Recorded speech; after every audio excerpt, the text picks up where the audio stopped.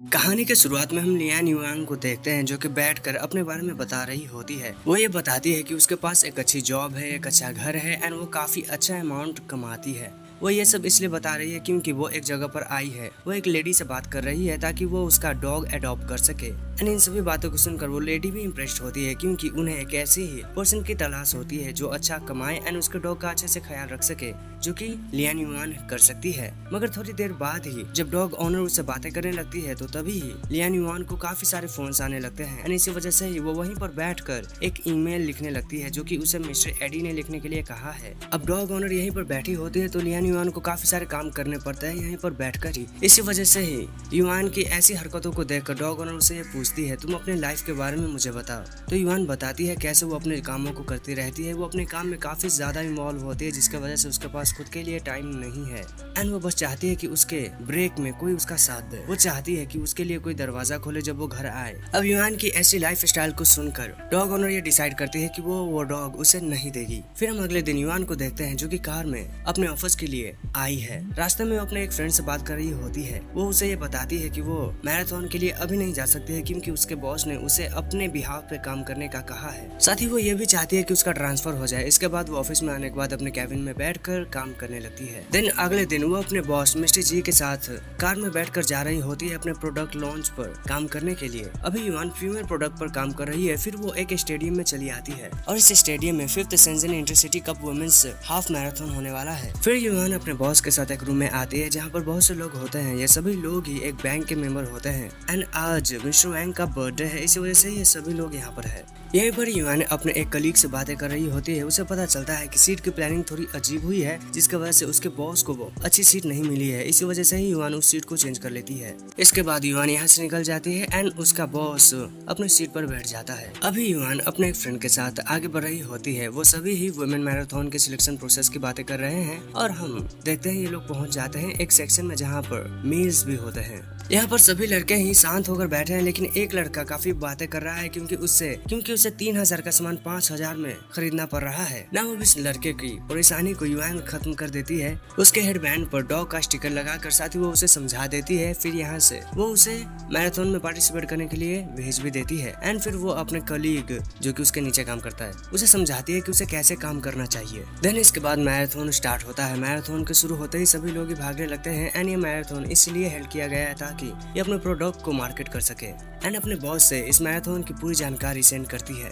Yuan. दूसरी तरफ mister Zhuang Jio and mister Eddie एक साथ बैठे होते हैं और ये आपस में ये डिसाइड कर रहे हैं कि कौन जाकर स्पॉन्सरशिप को कन्फर्ट करेगा। साथ ही ये सट्टाबाजी भी कर रहे हैं। अभी दूसरी तरफ मैराथन में हमें इस लड़के का नाम अभी तक नहीं बताया गया इसलिए मैं इसे बनी कहूंगा। तो बनी रेस को कंटिन्यू कर रहा होता है एंड उसके करीब ही दो लड़कियां आकर उससे फ्लर्ट करने लगती है। दोनों ही लड़कियां ये चाहती है कि अगर वो कीप अप कर सकती है बनी के साथ तो वो उसके साथ काइंड ऑफ डेट करना चाहती है। बनी हाँ बोलकर तेजी से दौड़ने लगता है ताकि वो लड़कियां इसके साथ ना दौड़ सके। मेनवाइल युआन यहाँ से जा रही होती है कि तभी उसे मिस्टर एडी का फोन आता है। वो युआन से पूछता है कि हमने 3 ही लोगों पर क्यों बेट किया, मैंने तो तुम्हें 5 कहा था। तो युआन ये बचाती है कि चिंता मत कीजिए, मैंने बस थोड़े से पैसे बचाए हैं एंड वैसे भी बेटिंग एक हॉर्स रेसिंग के जैसा ही है तो वो तो लक पे ही डिपेंडेंट है। साथ ही युआन ने बेटिंग मेल्स पे किया है। यहीं पर इस वक्त बनी भी यहाँ पर चला आता है एंड वो मुड़ कर पीछे देख रहा होता है क्योंकि थोड़ी देर में ही वो दोनों लड़कियां ही यहाँ पर चली आती है एंड उसे फ्लर्ट करने लगती है जिसे डर कर वापस से भागने लगता है बनी। देन युआन अपने बॉस के पास पहुंच जाती है। पता चलता है उसने बेट लड़कियों पे किया है एंड वो तीनों लड़कियां ही जीत जाती है। वो फर्स्ट आती है, फर्स्ट सेकंड थर्ड आती है। देन मिस्टर एडी प्राइज देने के लिए स्टेज पर जाते हैं एंड इस तरह से उनका मार्केटिंग होता है। मीनवाइल युआन को पता चलता है कि किसी लड़की का मैराथन में एक्सीडेंट हुआ है इसलिए वो स्पॉट पे पहुंचते हैं जहां पर पता चलता है कोई भी हर्ट नहीं हुआ है और मिस्टर एडी ये भाप लेते हैं कि ये सभी ही उनके इमेज को खराब करने के लिए किया गया है। इसीलिए वो युआन को कहते हैं जितने पैसे लगते हैं लगने दो मेरी इमेज को एंड इस प्रॉब्लम को सॉल्व करो। इसके बाद युआन पब्लिकली ये स्टेटमेंट देती है कि कोई भी हर्ट नहीं हुआ इस मैराथन में एंड जो भी परेशानियां हुई है वो बस एक छोटा सा एक्सीडेंट था। इसी वजह से ही वो अपनी कंपनी के बिहाफ से माफी तक मांगती है एंड इस पोस्ट के बाद ही पब्लिक का रिएक्शन कम होने लगता है और युआन ये सभी बातें मिस्टर एडी को भी बताती है। मिस्टर एडी उसे अभी भी सतर्क रहने का कहते हैं। साथ ही वो उसे ये कहते हैं उस मैनिक्यून को किसने वहाँ रखा है ये बात वो पता करे एंड इस पर युआन मान जाती है। देन उसे एक और कॉल आता है कि उसे एक समस्या को सॉल्व करने के लिए आना है एंड वहाँ वो पहुँचती है तो यहीं पर ही बनी होता है। बनी यहाँ पर अपने पैसे लेने के लिए आया है, मगर वो ये जानता है कि उसने कुछ गड़बड़ी की है, इसी वजह से उसको पैसे कटने चाहिए, मगर युआन उसको पैसे ना काट कर उसे पूरे पैसे ही दे देती है। इसी वजह से युआन ये बताती है कि आज का दिन बहुत ही खास था उसके लिए एंड कुछ परेशानियां भी हुई, इसी वजह से ही आज जिसने भी जितनी मेहनत की है उसे उनका फल जरूर मिलेगा।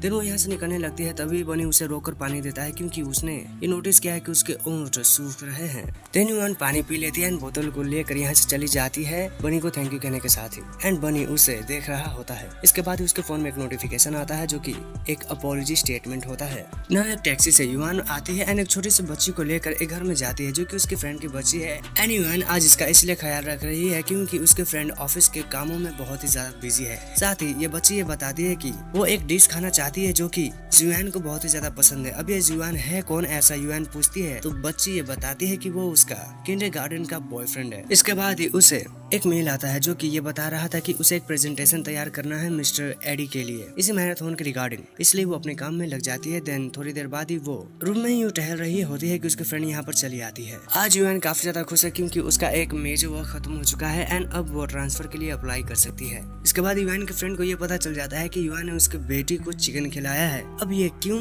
कैसे तो बताती है एक छोटे से टुकड़े की वजह से उसे पता चला है। साथ ही युआन के फ्रेंड अपने डॉटर को अगले साल बोर्डिंग स्कूल में रखना चाहती है। युआन उससे ये पूछते हैं वो तो काफी छोटी है तो इस उम्र में क्यों। युआन की फ्रेंड ये बताती है कि वो एक न्यूट्रिएंटिस्ट है और ये जॉब रिसेंटली काफी ट्रेंड कर रही है, इसी वजह से उसके पास काफी ज्यादा काम है क्योंकि बड़े बड़े एक्टर्स अपने बॉडी के लिए आजकल कुछ ज्यादा ही केयर कर रहे हैं। साथ ही युआन ये बताते हैं कि उसे एक मेड को हायर करना चाहिए, इसके वजह से वो अपने बेटी को बोर्डिंग स्कूल नहीं भेज पाएगी, ये अच्छा होगा उसकी बेटी के लिए। इन बातों को सुनने के बाद युआन की फ्रेंड ये बताती है कि युआन की वजह से ही वो अपने डाइवोर्स को सक्सेसफुली अटेम्प्ट कर पाई थी। युआन की फ्रेंड ये बताती है कि वो सोचेगी एक मेड को हायर करने के लिए। दिन वो यहाँ से निकल जाती है और युआन अपने लैपटॉप में काम में लग जाती है।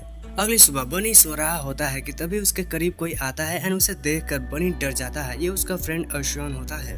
अर्शुन बनी से पूछता है कि तुम रात को कल लेट कैसे हो गए, तो बनी ये बताता है कि वो कुछ काम कर रहा था ताकि कुछ एक्स्ट्रा मनी कमा सके। इन बातों को सुनकर अर्शुन को लगता है कि कुछ गलत काम कर रहा था बनी एंड अर्शुन शायद से उसका फादर है ना कि फ्रेंड। इसके बाद ये दोनों ही बाप बेटे बैठकर अपना खाना खाते हैं जहाँ पर योल्क बनी का बाप खा चुका था, इस वजह से वो थोड़ा सा सैड होता है एंड बनी के बाप को उनका टी जो कि उन्होंने मंगाया था वो तक मिल जाता है। इलाके से हमें इतना पता चल जाता है कि बनी कुछ खास अमीर नहीं है, वो एक मिडिल क्लास बॉय है। साथ ही एकॉन एंड बनी के बीच का रिश्ता काफी मजाकिया है। एकॉन बनी से काफी मजाक करता रहता है जिससे बनी खुश नहीं रहता है एंड एकॉन के पास एक विग शॉप है।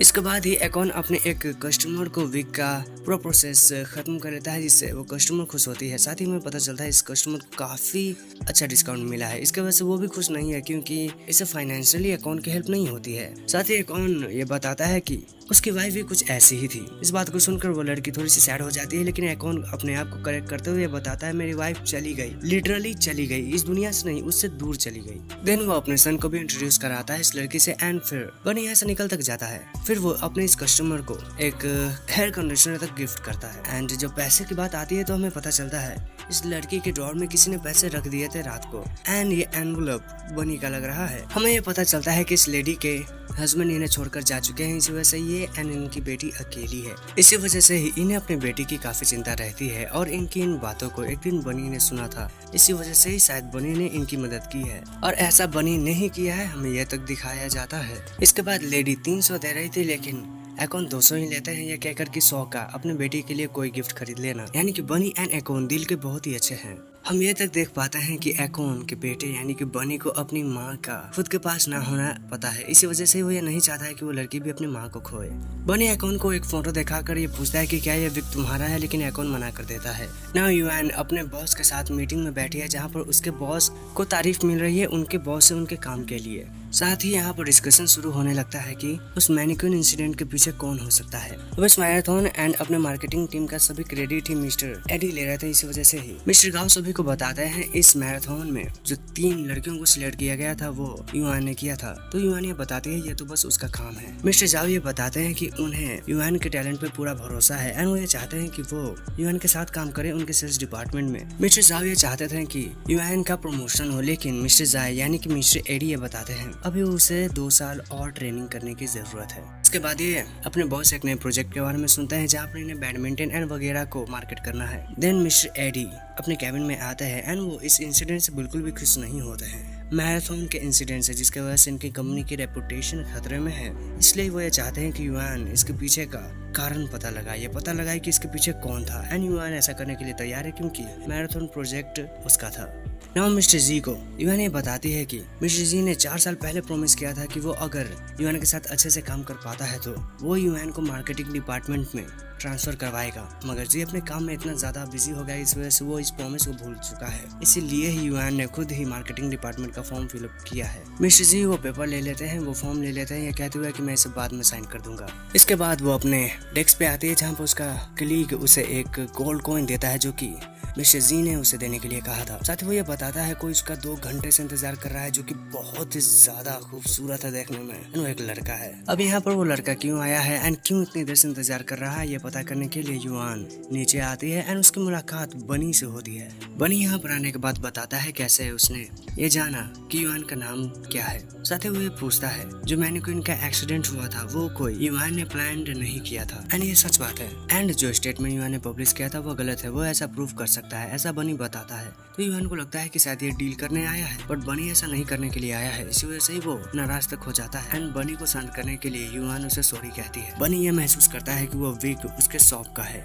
इसके बाद बनी युआन के साथ ऑफिस को देखने के साथ ही उस जगह पर पहुंच जाता है जहाँ पर विग रखा है और बनी ये कंफर्म करता है कि ये विग उसके ही शॉप का है। इसलिए वो ये बताता है मैं अपने फादर से बात कर सकता हूँ इसके रिलेटेड इन्फॉर्मेशन के बारे में। तो युआन ये बताती है कि वो खुद भी ऐसा कर सकती है एंड उसके ऐसा बोलने पर बनी वापस से नाराज हो जाता है एंड वापस से युआन सॉरी कहती है। बनी भी उसे ये कन्फ्रंट करता है कि गलती उसकी भी है क्योंकि वो जिस तरह से यहाँ पर आया है लग सकता है कि वो ब्लैकमेल करने के लिए आया है युआन को, मगर ऐसा वो नहीं करना चाहता है। युआन ये भी बताती है कि उसने देखा था मैराथन में बनी को जहाँ वो स्पीड से दौड़ा था जो कि एग्रीमेंट में नहीं था। इसके वजह से वो अपने मनी को लूज कर सकता था, लेकिन बनी ये बताता है मुझे भागना पड़ा क्योंकि वो लड़कियां बहुत ही ज्यादा अनोइंग थी। इसके बाद युआन बनी को वीचैट ग्रुप में शामिल करती है ताकि आगे वो मिलकर काम कर सके। फिर बनी अपना रियल नेम बताता है जो कि शुनशैंग शुआंग है, हम इसे बनी ही कहेंगे। इसके बाद ही बनी युआन को अपने साथ उसके शॉप में जाने के लिए कहता है एंड वो चले आते हैं। आगे बढ़ते वक्त इन्हें पैदल जाना पड़ता है। अपने शॉप में आने के बाद कौन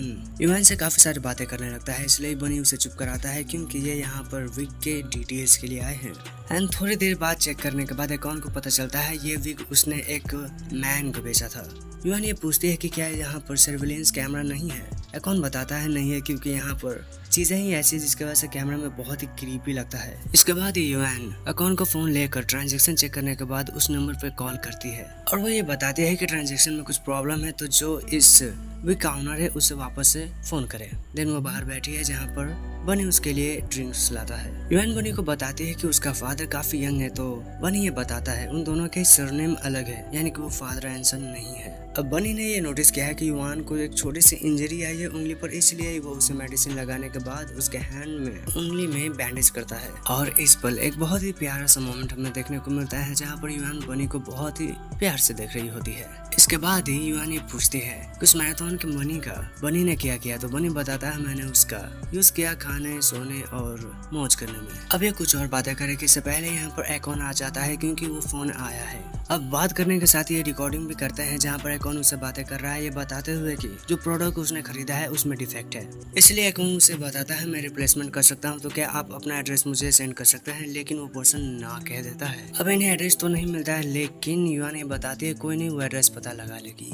ना वो बाहर निकलते वक्त युआन ये बताती है तुमने मेरी काफी मदद की है बनी, तो मैं तुम्हें ट्रीट करना चाहती हूँ, अगर तुम चाहो तो हम किसी दिन डिनर पे जा सकते हैं। लेकिन बनी बता देता है इसकी कोई जरूरत नहीं है, तुमने मेरी मदद की मैंने तुम्हारी मदद की, ये सब बराबर हुआ। इसी पल गुड बाय कहने से पहले युआन को बचाता है बनी कुछ लोगों से। बनी आगे बढ़ने लगता है ये कहते हुए कि युआन तुम मेरे पीछे आओ। दूसरी तरफ उसके शॉप में कुछ लोग आकर झगड़ा करने लगते हैं ये कहते हुए कि इस पर्सन की बहन ने यहाँ से एक भी खरीदा था एंड अभी वो जा चुकी है, इसी वजह से इस पर्सन को रिफंड मिलना चाहिए। ये लोग इस शॉप को बंद कराना चाहते हैं एंड ये कुछ ज्यादा ही अजीब हरकतें करने लगता है कि तभी ही बनी आकर इन्हें पीटता है। साथ ही इन्हें धमकी भी देता है कि अगर तुम यहाँ पर आए तो तुम्हारा हाल बहुत ही बुरा होगा और कान खोल कर सुन लो, मैं अपने शॉप को बंद नहीं होने दूंगा। बनी फिर बाकी लोगों को भी अपने शॉप से बाहर निकलवा देता है ये कहते हुए कि जाओ जाकर अपना काम करो, यहाँ कोई मेला नहीं चल रहा है। दूसरी तरफ युआन डेविड माह को सर्च कर रही है, ये वही पर्सन है जिसने उस विग को खरीदा था। युआन को उसके रिलेटेड सभी जानकारी मिल जाती है। फिर वो मिस्टर जी के पास आती है एंड वो बताती है ये पर्सन मिस्टर गाओ के अंडर में काम करता है, यानी कि इसके कॉम्पिटिटर का ही हाथ है। अब इतनी सारी इम्पोर्टेंट जानकारी मिलने के बाद में मिस्टर जी उस पेपर को खत्म कर देते हैं। अब ऐसा मिस्टर जी ने इसलिए किया है क्योंकि प्रेसिडेंट को इस मैनिक्विन इंसिडेंट से कोई फर्क नहीं पड़ता है, साथ ही मिस्टर गाओ उनके कजिन है, यानी इसलिए मिस्टर जी ये बताते हैं इस बात को छोड़ दो एंड इस बात को हम दोनों के बीच में ही रहने देना।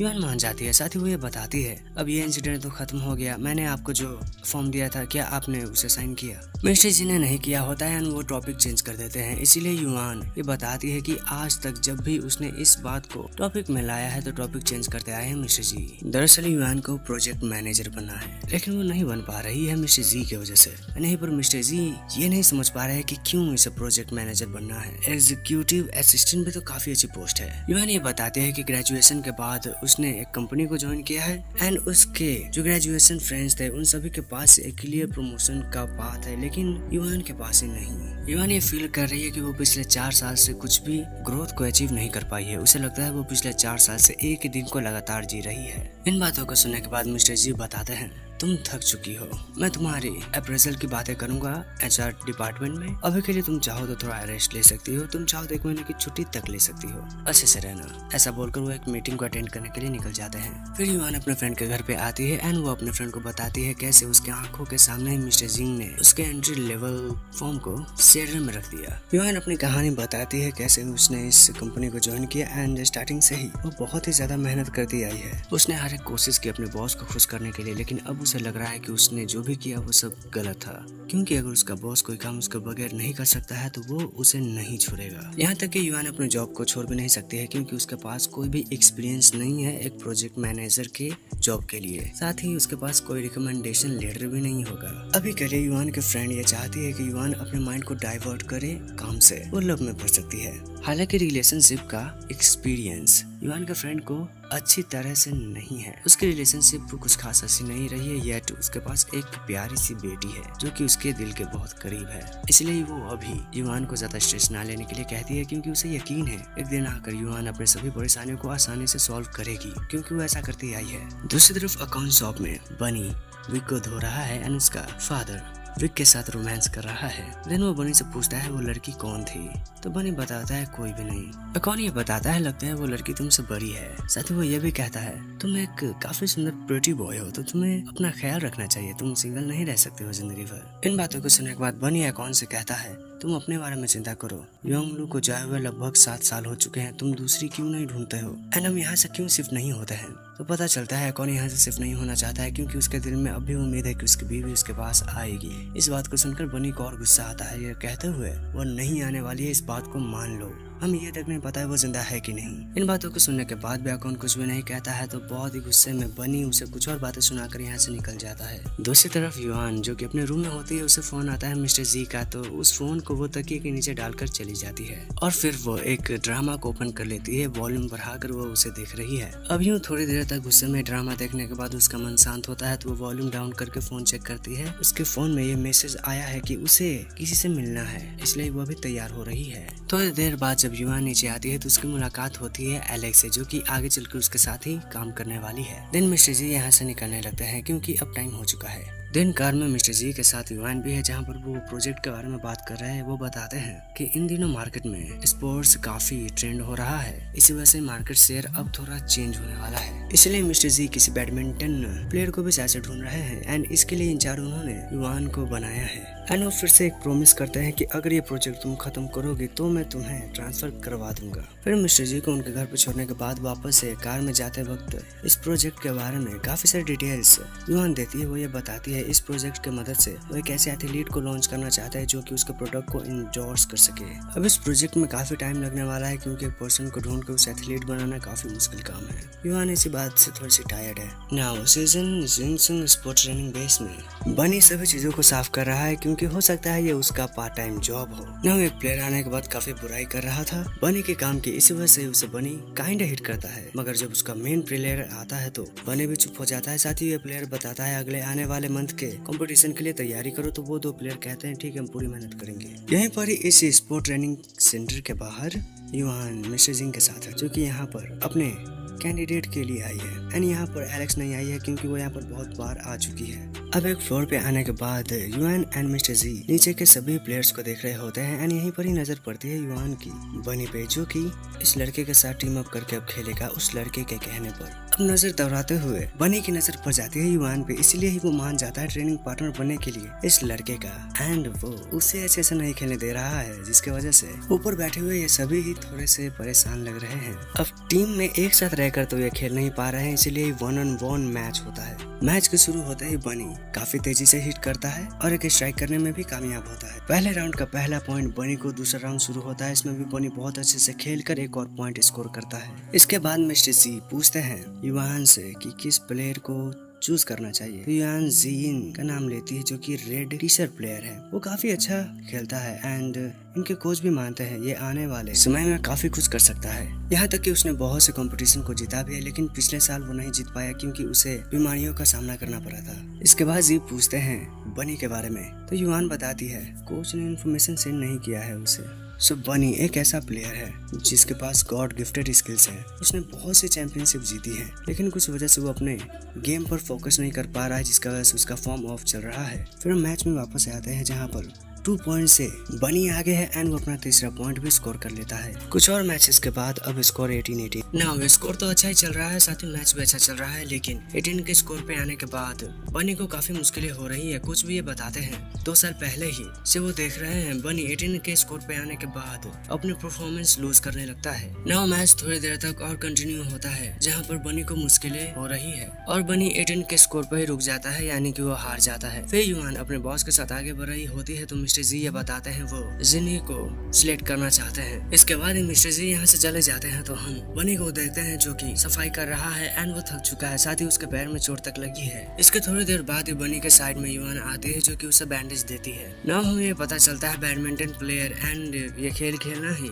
बनी का जॉब है, साथ ही उसने ये गेम 10 से 12 की एज से शुरू किया है। इन बातों को सुनने के बाद युआन ये बताती है फिर तो बनी काफी एज्ड है। ऐसी बातें सुनने के बाद बनी फिर पूछता है तुम्हारी एज कितनी है, तो युआन बताती है वो 32 ईयर्स की है, यानी कि बनी से 10 साल बड़ी। युआन ये बताती है बनी को कि अगर वो अपने परफॉर्मेंस पर ध्यान देता है तो वो जिन को हरा सकता है। इस बात से बनी गुस्सा हो जाता है, इसीलिए ही युआन यहाँ पर एक पानी का बोतल रख के यहाँ से निकल जाती है। इसके बाद फिर बनी बैठकर उस पानी को पीता है एंड उसे अच्छा फील होता है। मीनवाइल हम युआन को देखते हैं जो कि एक शॉप पे आई होती है। यहाँ पर बहुत से डॉग्स होते हैं और वो एक डॉग को फीड करना चाहती है, जो कि करती रहती है वो, बट आज वो डॉग नहीं है। हालांकि उसके जगह पर एक नया डॉग है। शॉप ओनर उसे यह कहती है अगर तुम्हें डॉग इतना ही पसंद है तो तुम एक को ले क्यों नहीं जाती हो। युआन ये बताती है कि वो उसका ख्याल नहीं रख पाएगी खुद से, इसी वजह से ही वो नहीं लेकर जाती है। इसके बाद वो उस डॉग को फीड करती है। फिर रात को युआन जब अपने घर आती है तो वो मैच देख रही होती है। उसे कोच की बातें याद आती है, जहाँ उन्होंने बताया था बनी 18 के स्कोर पे पहुंचने के बाद किसी से भी हार जाता है। ना हम शॉप पर अकाउंट को देखते हैं जिसके पास एक लेडी एंड एक और मैन होता है। यहाँ पर ये लेडी इस शॉप को बंद कराना चाहती है, इसलिए वो अपना कार्ड भी देती है क्योंकि अकाउंट अभी नहीं मान रहा है। इसके तुरंत बाद ही बनी वहाँ पर चला आता है। आने के साथ ही वो उस कार्ड को देखता है और फिर वो उस कार्ड को अपने हाथ से पकड़ के उसे मरोड़ के डस्टबिन में फेंक कर यहाँ से निकल जाता है। अकाउंट ये बताता है वो बॉस है, अब उसने ऐसा कर दिया तो मैं तो कुछ कह ही नहीं सकता हूँ, तो तुम भी निकल जाओ यहाँ से। इसके बाद ये बैठ कर खाना खा रहा था बनी, तो उसके पास अकाउंट जाता है एंड वो युआन के बारे में पूछने लगता है, तो बनी ये बताता है उसके बारे में मत पूछो, मुझे नहीं पता है वो आएगी या नहीं। साथ ही हमें ये भी पता चलता है कौन एक प्रोफेशनल सिंगर है, वो भी नेशनल टीम का एक्चुअली है नहीं बल्कि रह चुका है। देन थोड़ी देर बाद ये दोनों ही बैठकर डम्पलिंग खाने लगते हैं। नाउ अगली सुबह हम देखते हैं कोच को, जिसके पास बनी आता है। बनी को पता चलता है कोच से कि उसे अगले कंपटीशन में ना उतार कर जिनिए को उतारा जाएगा और इसे कोई भी फर्क नहीं पड़ता है बनी को। कोच उसे ये भी बताते हैं कि अब तुम 22 के होने वाले हो और इस एज पे तुम्हारी ऐसी परफॉर्मेंस है तो मुझे नहीं लगता है कि तुम्हारा करियर कुछ खास अच्छा होने वाला है। हो सकता है हमारा कॉन्ट्रैक्ट भी अगले साल टूट जाए। कोच बनी को यह समझाता है कि अगले आने वाले कंपटीशन में उसे अच्छे से खेलना पड़ेगा। अगर वो नहीं खेल पाता है तो अगर वो लास्ट आता है तो उसे निकाल दिया जाएगा। बनी भी कहता है ठीक है मुझे पता है ये सब, एंड उसकी इस एटीट्यूड को देखकर कोच खुश नहीं होता है। फिर अगली सुबह बनी बच्चों को सिखा रहा है कैसा खेलना है, तो युआन उसे देख रही है। फिर वो उसके सामने उसके साथ ही आकर बैठ जाती है। देन ये दोनों बातें करते हैं, जहाँ बनी अपने फॉर्म के बारे में बताता है। वो बताता है पिछले 2 साल से वो लगातार 21 बार हार चुका है। हालांकि उसे पता है कि वो काफी ज्यादा बेकार प्लेयर हो चुका है, लेकिन वो फिर भी कंपटीशन में पार्ट लेना चाहता है। जिनी कैसा प्लेयर ऐसा पूछती है, युआन तो रिप्लाई देते हुए बनी बताता है तुम्हें तो पता है, तुम देख चुके हो कि मैं उसे हार चुका हूँ। नाउ बनी वापस स्टूडेंट को सिखाने चला जाता है। इसके बाद युआन एलेक्स के साथ बैठ कर उसे बातें करती है। वो उसे बताती है कि जिनी उसे कुछ ज्यादा ही परफेक्ट लगता है।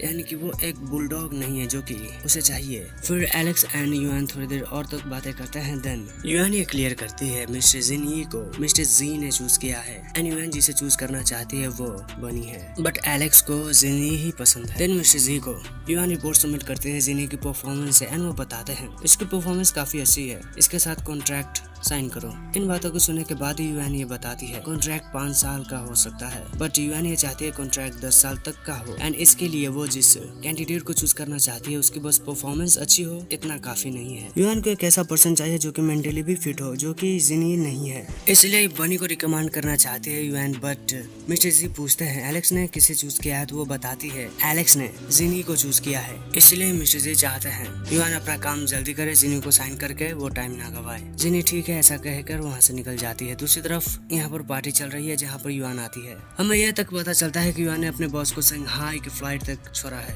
और अभी युआन बैठकर मिस्टर एडी से बातें कर रही है और मिस्टर एडी काफी खुश है परफॉर्मेंस देखकर युआन की, इसलिए वो चाहते हैं जब वो रिटायर हो तो उसकी पोजीशन पर युआन आए। इसके बाद युआन की मुलाकात मिस्टर नेट से होती है जो कि उनका एक फ्रेंड है एंड देन ये सभी ड्रिंक करते हैं। ड्रिंक करने के बाद युआन अपने बॉस मिस्टर जी से बातें करती है ताकि उनका ट्रिप अच्छे से रहे। साथ ही हमें पता चलता है ड्रिंक करने के बाद भी युआन को आसानी से नहीं चढ़ती है, इस बात का पता नेट को भी है। साथ ही ये जो पार्टी हुई है अभी वो युआन के बर्थडे का पार्टी है एंड हमें ये पता चलता है नेट इस बार 2 महीने तक रहने का प्लान बनाकर आया है। वो इतने दिनों तक कहीं पर भी नहीं रह पाता है अपनी कंपनी की वजह से, मगर इस बार उसने रिक्वेस्ट किया है सिंगापुर में रहने के लिए एंड इस बात से युआन भी खुश होती है, ज्यादा नहीं बस खुश होती है। साथ ही इसके बाद वो वापस से ड्रिंक करने के लिए चले जाते हैं। इसके बाद कोच आकर सभी को यहाँ पर एक नए टीममेट को इंट्रोड्यूस करते हैं जो कि जियांग चिंगलिंग है एंड वो सभी को इससे अच्छे से बिहेव करने का कहकर निकल जाते हैं। देन जियांग से जिनी ये कहता है सफाई वो कर लेगा, तुम रेस्ट करो। जियांग को पता है इसी वजह से ही वो मदद करने लगता है बनी की,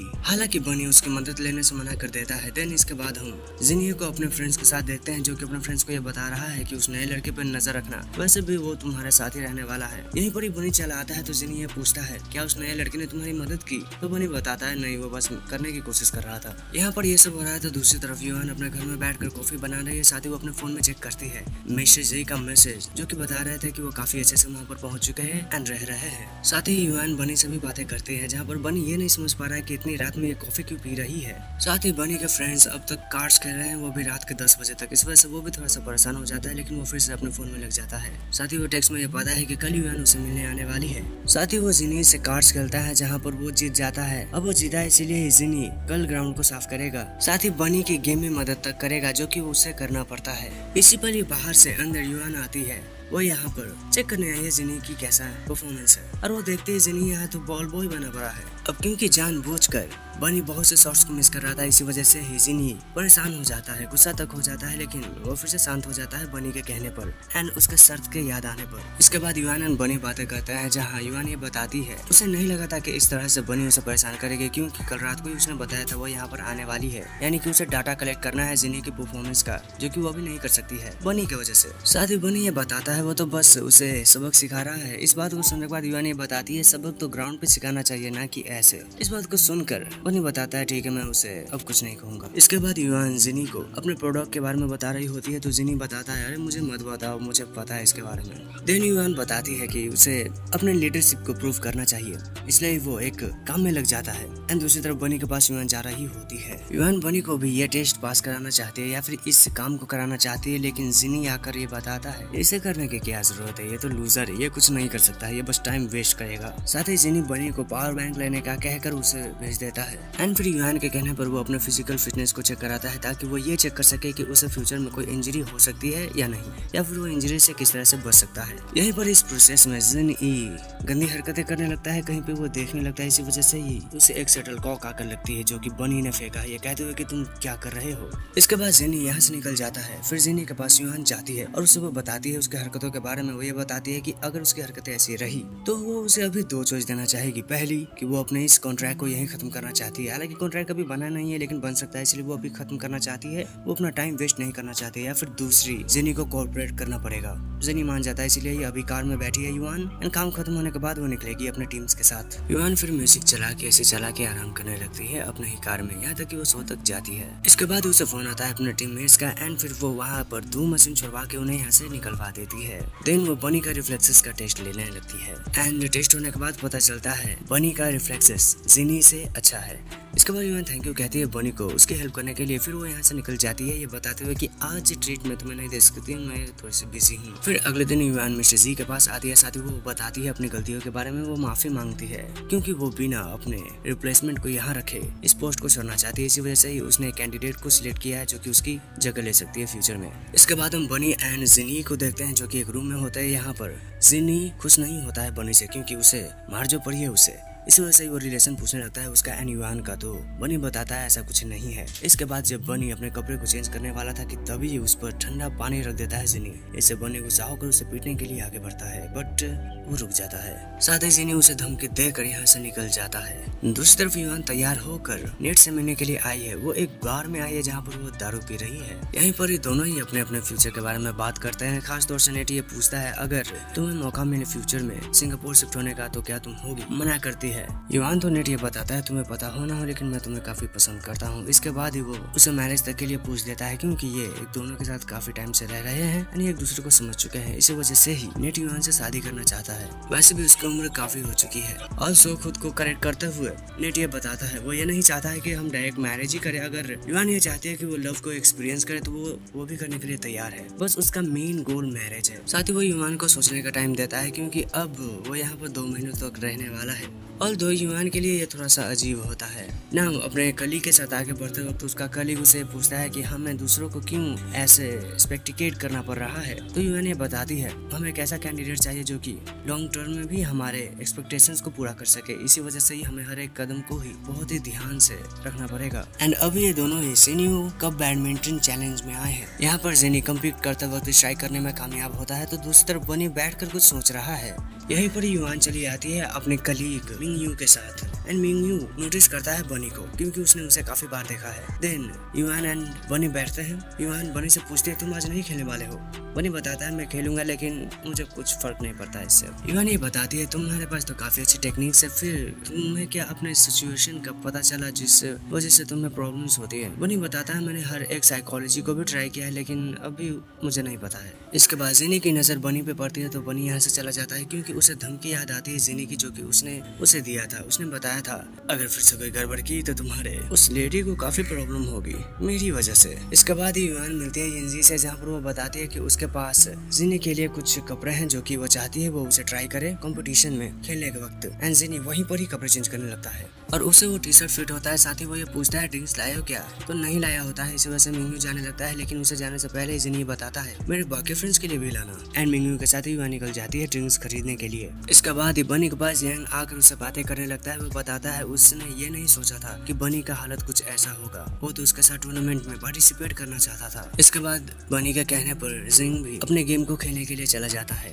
सो हमें फिर पता चलता है कि बनी क्यों अच्छे से नहीं खेल पाता है। सो ये बातें पास्ट की होती है। जब वो एक टूर्नामेंट को खेल रहा था तो शायद से उसकी मॉम उसे देख रही होती है लेकिन अच्छा परफॉर्म करने के बाद भी उसकी मॉम खुश नहीं होती है क्योंकि वो अपने बेटे को और भी अच्छा परफेक्ट होने का कहती है। एंड जब उसका स्कोर 18 का हुआ तो उसकी मॉम वहाँ से चली गई एंड इसी इंसिडेंट की वजह से वो 18 के बाद अच्छे से नहीं खेल पाता है। नाउ ट्रेनिंग स्पोर्ट कैंप में जिनी किसी बंदे से बात कर रहा होता है। यहाँ पर यूआन आती है तो हमें पता चलता है जिनी को पहनाए गए टी शर्ट की वजह से ये पर्सन यहाँ पर आए हैं क्योंकि इन्होंने भी डील किया था एंड स्पॉन्सरशिप बीच कंपटीशन में नहीं कर सकते हैं। इसके बाद इनमें थोड़ी सी बातें होती हैं। इसके बाद ये पर्सन यहाँ से जाने लगते हैं बट जाने से पहले इन्होंने ये बताया था कि जिनी अपने पुराने पार्टनर्स को भी नहीं भूलता है। मीनवाइल जिनी अपने फ्रेंड्स के साथ बैठकर बातें कर रहा होता है कि कैसे उसने 2 स्पॉन्सरशिप को खुद के पीछे लगाया है एंड वैसे भी वो अपने मार्केट वैल्यू को बढ़ाना चाहता है जो कि कोई गलत बात नहीं है क्योंकि यूएन उसे साइन करना चाहती है ना कि वो उसके पीछे पड़ा है खुद को साइन करवाने के लिए। यही सही वो कुछ और बात है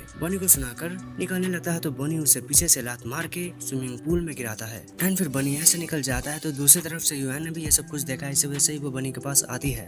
ये दोनों एक दूसरे में थोड़ी देर तक बातें करते हैं। इसके बाद बनी ये बताता है वो बस सबक सिखाना चाहता है जिनी को एंड देन यूआन ये रिवील करते हैं कि उसने 2 साल पुराने मैच को देखा है जब जिनी वर्सेस बनी का मैच हुआ था एंड उस वक्त भी 18 के स्कोर के बाद बनी नहीं जीत पाया था। इसी वजह से ही यूआन ये फील करते हैं कि शायद उसी गेम के बाद से ही बनी का गेम बिगड़ा है। और इन सभी बातों को सुनने के बाद बनी ये बताता है ऐसा कोई ट्रॉमा नहीं है, गेम हारने के बहुत से रीजंस होते हैं। देन वो निकल जाता है। बस सही में तो ये ट्रॉमा होता है। उसे अपनी पास्ट की बातें याद आती है। जब उसने अपने फादर से पूछा था कि उसकी मॉम क्यों उसे छोड़ के गई, उसके फादर ने कुछ बताया नहीं। उन्होंने ये कहा, कोई बात नहीं, मैं तुम्हारा ख्याल रखूंगा।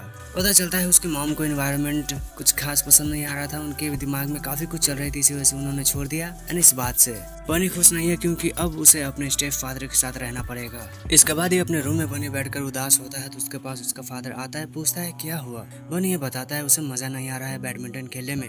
उसके फादर बताते हैं कोई बात नहीं, हर एक प्लेयर हारता है, तुम्हें यूं निराश नहीं होना चाहिए। अकॉन ये भी बताते हैं अगर तुम्हें क्विट करना है तो ठीक है, मगर मुझे ये मत बताना कि तुम मेरे साथ काम करना चाहते हो। इन बातों को सुनने के बाद बनी कुछ बताना चाहता था, लेकिन वो नहीं बताता है। इंसिस्ट करने पर बनी बताता है वो मूव आउट करना चाहता है यहाँ से, यानी कि अपने फादर से दूर जाना चाहता है। रीजन में वो ये बताता है मुझे विक्स की स्मेल अच्छी नहीं लगती है, जो कि एक्चुअल रीजन नहीं होता है। इन बातों के बाद ही इमोशनल हो जाता है बनी, क्योंकि वो खुद को औरों से कटा हुआ मानता है। उसे लगता है उसे कोई पसंद नहीं करता। इस बात को सुनते ही अकन उसे और कुछ बोलने से मना करता है। अकन उसे समझाते हैं जितनी भी परेशानियां हम फेस करते हैं वो तो कुछ भी नहीं है लाइफ से, लेकिन अगर तुम्हें फिर भी मुझसे दूर जाना है तो मैं तुम्हें नहीं रोकूंगा। इसके बाद ही एक जगह पर हम एक लेडी को देखते हैं जिसके पास कुछ खाने का सामान आया होता है। पता चलता है ये युआन की मदर है, जो कि उसके साथ अभी बैठकर खाना खा रही है। युआन की मम्मी को लगता है कि वो काफी पतली हो चुकी है, इसलिए वो उसे समझाती है कि दूसरों के जैसे पतली होना ही सुंदरता है, ऐसा मत मानो। मैं चाहती हूँ तुम खा पी कर अच्छी रहो, सेहतमंद रहो। इसके बाद ही माँ बेटी में थोड़ी सी बातें होती है, जहाँ हमें पता चलता है युआन की मदर अकेली रहती है। शायद से वो अपने हस्बैंड से दूर रहना चाहती है, होगी कुछ उनके रीजंस। इन बातों को सुनने के बाद युआन अपनी मदर को बताती है कि मैं अच्छे से रहती हूँ, आपको चिंता करने की कोई जरूरत नहीं है। यहीं पर युआन की मदर किसी लैंगशु नाम के पोर्शन को डिस्क्राइब करती है। हो सकता है कि उसका फादर हो, जो कि गैरो की औरत के चक्कर में आ चुका है। एंड उनकी मॉम ये पूछती है उसने तुमसे पैसे तो नहीं मांगे, तो युआन ये बताती है नहीं, वो मुझे कुछ भी नहीं पूछते हैं। इन बातों को सुनने के बाद युआन की मदर उसे कहती है किसी से प्यार में मत पड़ना, शादी मत करना और बच्चे तो करना ही मत। इन बातों के बाद वो ये बताती है मुझे पता है मैं तुम्हें भी अभी हर्ट कर रही हूँ दूसरों से, लेकिन मेरी एक बात याद रखना, दूसरे तुम्हें हर्ट करे ना करे, तुम खुद को हर्ट मत करना। इन बातों को सुनने के बाद युआन बताती है कि लैंगशु उसे कोई भी परेशानी नहीं देता है। ना अपने माँ के साथ डिनर करने के बाद युआन बाहर निकलती है तो उसे फोन आता है मिस्टर जी का, जो कि जिनी के बारे में बात कर रहे होते हैं, क्योंकि उन्हें जिनी चाहिए एंड इसलिए वो कोई भी परेशानी नहीं चाहते हैं। और अब युआन की गलती की वजह से जिनी को कॉन्ट्रैक्ट में साइन करने के लिए इन्हें अपना बजट बढ़ाना पड़ेगा। मिस्टर जी ये बताते हैं कि आने वाले 2 दिनों में कॉन्ट्रैक्ट को फाइनल करो। नाउ अभी रात में बैठकर वो डील को फाइनल करने के लिए सोच रही है, प्रोजेक्ट पे काम करे, तभी उसके फोन में नोटिफिकेशन आता है, जिसकी वजह से वो स्क्रॉल करने लगती है सोशल मीडिया पर। तो जिस वीडियो को ये स्क्रॉल कर रही होती है, ये उसी लड़की को फोन लगाकर ये बताती है कि मेरे घर पर यूं वीडियो मत बनाया करो, एंड अगर फ्यूचर में तुम्हें परेशानी होती है तो मुझे भी हो जाएगी, इसी वजह से ही मैंने पासवर्ड चेंज किया है, एंड इस बात को सू को भी बता देना। नाउ हम उसी लड़की को देखते हैं, इसका नाम लैंग त्याओ है, जो कि यहाँ पर इन्फ्लुएंसर बनने की कोशिश कर रही है। ये यहाँ पर एक अमीरों की पार्टी में आई है, जो कि एक बर्थडे पार्टी है। नाउ इसी बर्थडे पार्टी में हम 2 लोगों को देखते हैं, जहाँ पर ये पर्सन इस पर्सन को अच्छे से ट्रीट करता है, एंड ए पर्सन जिसका नाम मुझे नहीं पता है, वो लड़कियों को इम्प्रेस करने के लिए निकल जाता है। तो ताऊ इस पर्सन की घड़ी को देखकर इम्प्रेस हो जाती है एंड फोटो क्लिक करती है। इसके बाद ही ये पर्सन ये बताता है अच्छा ट्रिक है, पहले तुम मेरी फोटो खींचोगी, फिर मैं तुमसे बातें करूंगा, ऐसे करके बातें आगे बढ़ेगी। वाओ। अब ये लड़का चेक करता है फोटो को, तो इसमें उसकी फोटो नहीं होती, इसी वजह से ये निकल जाता है। लेकिन हमें पता है कि लड़की ने फोटो उसकी नहीं बल्कि उसकी घड़ी की ली थी, जो कि उस फोटो में है। फिर ये ताओ कहीं पे होती है, जिसके पास वही कार आता है, वही पर्सन आता है, तो ये उस पर्सन को रोक कर ये कहते हैं कि तुम्हारे कार पे तो स्क्रैच है। पर्सन चेक करने जाता है तो ये फोटो क्लिक कर लेती है। अब ये पर्सन नोटिस करता है कि ये तो फिल्म कर रही है मुझे, इसलिए ये पूछता है तुम फिल्म बना रही हो मेरी। यहीं पर ये भी बताता है मैंने अभी नोटिस किया कि तुम तो आगे थी, तो तुम कैसे देख सकती हो कि मेरे कार के पीछे स्क्रैच है। ये लड़का ताऊ से लड़ने लगता है, लेकिन ताऊ आगे बढ़ने लगती है, तो एक पर्सन आकर ये बताता है आप यहाँ पर कार पार्क नहीं कर सकते। अपने कार में आने के बाद ये अपना फेस देख रहा है, क्योंकि ताऊ ने इसे ये कहा था तुम बस अगली नहीं हो। ना वो एक जगह पर आकर ये लड़की उसी फोटो को देख रही होती है, जहाँ पर वो फोटो से लड़के का फेस तक निकाल देती है। ना अगली सुबह युआन अपने टीम के साथ यहाँ पर आई है, वो काफी सारे चीजें भी लाई है जो कि इस कॉन्ट्रैक्ट में इंक्लूडेड है। वो ये बताती है मैंने साइनिंग अमाउंट भी बढ़ा दी है अपने लिमिट तक, एंड वो जिनी के बिहाफ पर इस टीम को भी स्पॉन्सर करने के लिए तैयार है। अब बहुत सी बातें वो बताती है कि क्या क्या फायदा हो सकता है जिनी को इस कॉन्ट्रैक्ट से। इसी वजह से ही जिनी मान जाता है, क्योंकि वो प्रॉफिट में है। इसके बाद जिनी अपने सभी फ्रेंड्स को लेकर बाहर चला जाता है, क्योंकि वहाँ पर और जर्सीज एंड शूज हैं। इसके बाद युवान को फोन आता है मिस्टर जी का, जहाँ पर वो बताते हैं वो खुश है कि ये कॉन्ट्रैक्ट हो चुका है, लेकिन वो ये नोटिस करता है कि इस कॉन्ट्रैक्ट से युवान खुश नहीं है। हालांकि बात करते वक्त युवान ये बताती है कि वो अपनी पूरी कोशिश करेगी इस टीम को और अच्छा बनाने के लिए एंड अपने अंडरडॉग प्रोजेक्ट को कंप्लीट करने के लिए। देन वो फोन खत्म होने के बाद शटरकॉक उठाने लगती है।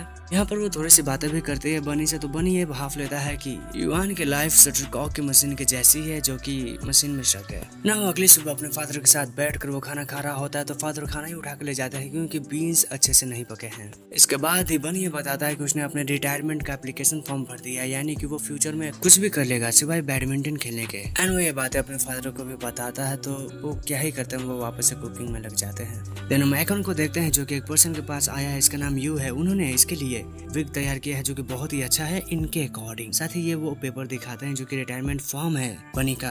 दूसरी तरफ बनी होटल में एनवल पहुंचाने के लिए आया था, तो नर्स उसे देख लेती है। अब यहाँ से एकॉन निकल रहे होते हैं तो उनकी मुलाकात युवान से होती है। ये दोनों ही थोड़ी देर तक बातें करते हैं, जहाँ पता चलता है कि युवान यहाँ पर स्पॉन्सरशिप के लिए आई है एकॉन को। एंड एकॉन ये बताता है कि वो यहाँ पर क्यों आए थे। वो ये रिवील करता है कि वो यहाँ पर इसलिए आए हैं क्योंकि इस क्लब को एंड बैडमिंटन को छोड़ना चाहता है बनी, और वो यहाँ पर इसलिए आए थे ताकि वो फॉर्म फाड़ कर वो फेंक सके, जो कि उन्होंने कर दिया है। अब ये कुछ और बातें करेंगे इससे पहले एकॉन को फोन आता है एंड ये फोन सिक्योरिटी डिपार्टमेंट से आया था, इसी वजह से ही वो वहाँ पर चले आते हैं। यहाँ ये सिक्योरिटी गार्ड बताता है कि ये एक पेशेंट के ड्रॉअर से पैसे चुराने की कोशिश कर रहा था, वो भी 3000। बट बनी बताता है मैं चुरा नहीं रहा था, हमें भी पता है कि ये वहाँ पर पैसे रखने के लिए आया था। एंड ये प्रूफ करने के लिए अकन बताते हैं ये एक सर्विस फीस है जो कि वो यहाँ पर इसलिए आया था ताकि वो पेशेंट को दे सके। ऐसा वो पिछले बार भी कर चुका है, वो भी वो करता रहता है। और अब युवान को हिट होता है कि जो कहा था बोनी ने उससे कि वो पैसों से मौज करता है वो गलत था। इसके थोड़ी देर बाद ही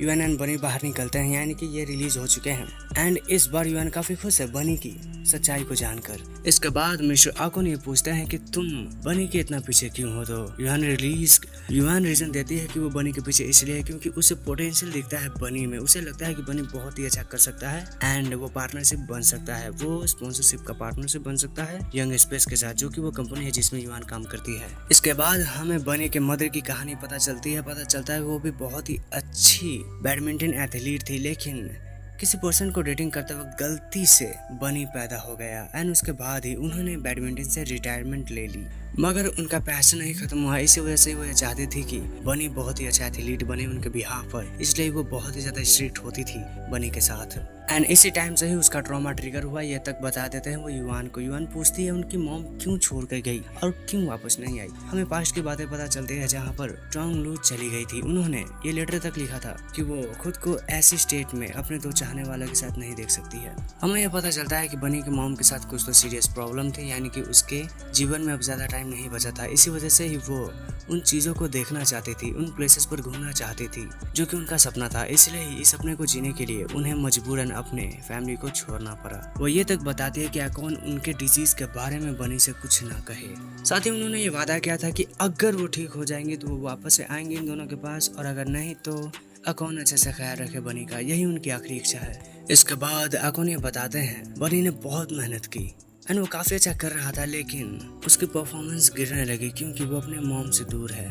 अब अकॉन युवान से हेल्प के लिए रिक्वेस्ट करते हैं एंड युवान मान जाती है। अगले दिन वो बनी को अपने साथ खाना खिलाने के लिए रात में डिनर पर लेकर आती है। यहाँ पर युवान बनी को समझाने की कोशिश करते हैं कि उसमें बहुत टैलेंट है, लेकिन बनी ये मानता है अगर कुछ साल पहले ये बातें करते तो मैं मान जाता, लेकिन अब कुछ नहीं हो सकता है। इसके बाद हमें बनी ये बताता है कि उसे उसकी मॉम के साथ थोड़ी सी फाइट हो गई थी कुछ सालों पहले, जिसके वजह से उसकी मॉम के साथ उसके रिलेशन बिगड़ गए थे, और उसी फाइट के बाद से ही उनकी मॉम की तबीयत खराब हो गई थी। यानी कि बनी ये मानता है कि उसकी वजह से ही उसकी मॉम की हालत खराब हुई है या हुई थी। अब बनी को कैसे पता चला कि उसकी मॉम बीमार थी, वो ये बताता है 2 साल पहले उसे एक लेटर मिला था अकाउंट के तकिए के नीचे, जो कि उसकी मॉम का था। इसके बाद उसकी लाइफ में जिनी आया एंड उसके बाद उसे उसकी वीकनेस था चली। साथ ही ये भी वो बताता है कि जिनी से आने से पहले कोई भी उसे नहीं हरा पाया था। इसके बाद ही बनी ये भी बताता है कि मैं उससे हारता हूँ, मैं बाकियों से भी हारता हूँ, मैं तो जितने से ज्यादा हारता ही रहता हूँ, तो मैं वो हिडन जेम नहीं हूँ जिसकी तुम्हें तलाश है।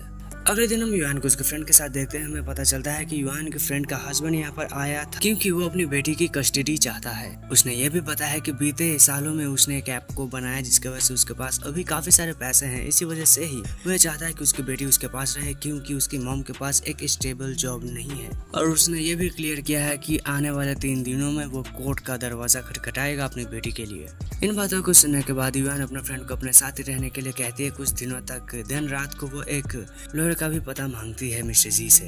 इसके बाद युआन अपने फ्रेंड को बताती है कि कैसे निट ने उसे शादी के लिए पूछा है। इस बात को सुनने के बाद युआन की फ्रेंड ये समझ जाती है कि युआन को निट में इंटरेस्ट नहीं है क्योंकि अगर उसे होता तो उसके बारे में ही बातें करती रहती। युआन उसे ये भी बताती है कि निट ने उसे अपने साथ ही सिंगापुर जाने के लिए पूछा है। इस बात को सुनने के बाद उसकी फ्रेंड ये बताती है ऐसा मत करना क्योंकि ऐसा करने के बाद क्या होता है तुम देख ही सकती हो, मैं ही तो एग्जाम्पल हूँ। नाउ अगले दिन युआन और उसके फ्रेंड यांग के साथ बैठकर उससे बातें करते हैं एंड युआन एक्सप्लेन करती है कैसे उसके फ्रेंड ने अपनी बेटी का ख्याल रखा एंड वो सभी एक्सपेंसेस को भी प्रेजेंटेशन के थ्रू बताती है। वो ये मानती है कि पैसे कम हैं उसके फ्रेंड के पास बट वो अपनी बेटी का ख्याल रख सकती है। तो डिस्कशन का अंत ये होता है कि यांग को अब अपनी बेटी की परवरिश के लिए 20,000 युआन हर महीने भेजना पड़ेगा। नाउ इसके बाद स्पोर्ट ट्रेनिंग बेस में बनी आगे बढ़ता है तो वो देखता है युआन बैठकर अपने आंखों में आई ड्रॉप डाल रही है एंड जब उसकी आंखें खुलती है तो बनी उसके सामने होता है। आंखें खुलने के बाद बनी उसे थोड़ी देर तक बातें करता है उसके आंखों के रिलेटेड एंड इसके बाद युआन यहाँ से निकलने लगती है। जाने से पहले वो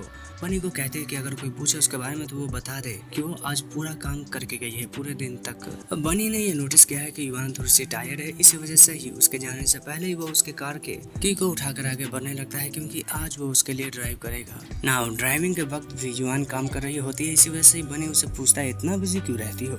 युआन बताती है कि उसकी बिजी शेड्यूल है, इतनी बिजी है कि वो और कुछ कर ही नहीं सकती, इस वजह से उसे कार में भी काम करना पड़ता है। इसके बाद ही बनी ये बताता है वो प्रोफेशनल ड्राइविंग का लाइसेंस पाने की कोशिश कर रहा है तो वो एक ड्राइवर के तौर पर भी काम कर सकता है। इस बात को सुनने के बाद युआन पूछते कि वो क्या सही में बैडमिंटन को छोड़ने वाला है। बनी बताता है एथलीट्स जल्दी ही रिटायर हो जाते हैं।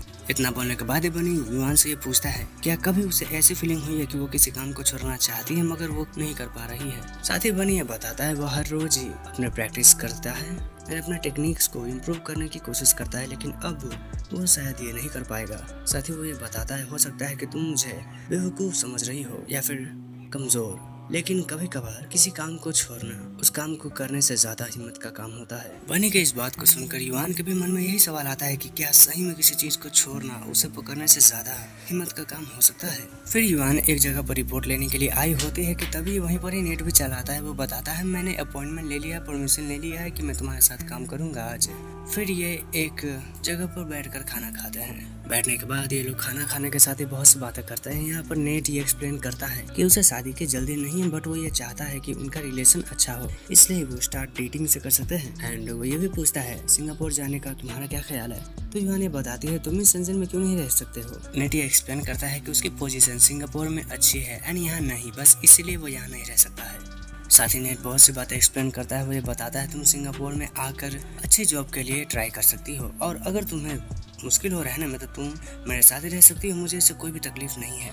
हम साथ ही आगे चलकर अगर शादी करते हैं तो तुम्हारे बच्चे होंगे एंड उसके बाद तुम हाउस वाइफ फुल टाइम रह सकती हो। मैं तुम्हें पूरी फ्रीडम दूंगा जो भी तुम्हें करना है वो करने की। इसके बाद वो बहुत सी बातें करता है लेकिन उसकी बातों पर ध्यान नहीं होता है युआन का। और इससे पहले युआन को फोन आता है। उसे पता चलता है जिस रिपोर्ट को लेने के लिए वो हॉस्पिटल में गई थी वहाँ पर अल्ट्रासाउंड में कुछ प्रॉब्लम है, इसी वजह से उसे फिर से वहाँ पर जाना पड़ेगा। पता चलता है ये रिपोर्ट उसकी ही है जहाँ पर उसे बताया जाता है डॉक्टर के द्वारा कि उसकी रिपोर्ट कुछ अच्छी नहीं चल रही है एज पर उसके मेंस्ट्रुएशन से रिलेटेड, मतलब उसे फ्यूचर में आकर प्रेग्नेंट होने में काफी समस्या हो सकती है। वैसे भी उसकी एज इतनी है कि इस एज में डॉक्टर नॉर्मली प्रेग्नेंट होने का एडवाइस देता है। युआन की तो अभी तक शादी भी नहीं हुई है। अब डॉक्टर उसे एडवाइस करती है कि अगर उसे इस प्रॉब्लम से दूर जाना है तो उसे एक सर्जरी कराना पड़ सकता है, नहीं तो पीवी कंसीव करना चाहिए। अब इस प्रॉब्लम को जानने के बाद उसकी फ्रेंड ये बताती है ये तो ऊपर वाले का इशारा लगता है कि तुम्हें सेटल हो जाना चाहिए एंड तुम्हें रिसेंटली प्रपोजल आता है, वो भी शादी का, वो भी तुम्हारे ही ओल्ड फ्रेंड के द्वारा जो कि वेल सेटल्ड है, उसकी बहुत ही अच्छी लाइफ है। इन बातों के बाद दोनों फ्रेंड्स थोड़ा सा मुस्कुराते हैं एंड यहीं पर युआन की फ्रेंड ये बताती है तुम्हें नेट को यहाँ पर बुलाना चाहिए ताकि मैं उसे थैंक यू कह सकूँ क्योंकि उसके वजह से उसे एक ऐसा लॉयर मिला जिसकी वजह से उसका केस उसके पति के साथ जो कि डाइवोर्स हो चुका था वो खत्म हुआ। एंड अगले ही दिन नेट को युआन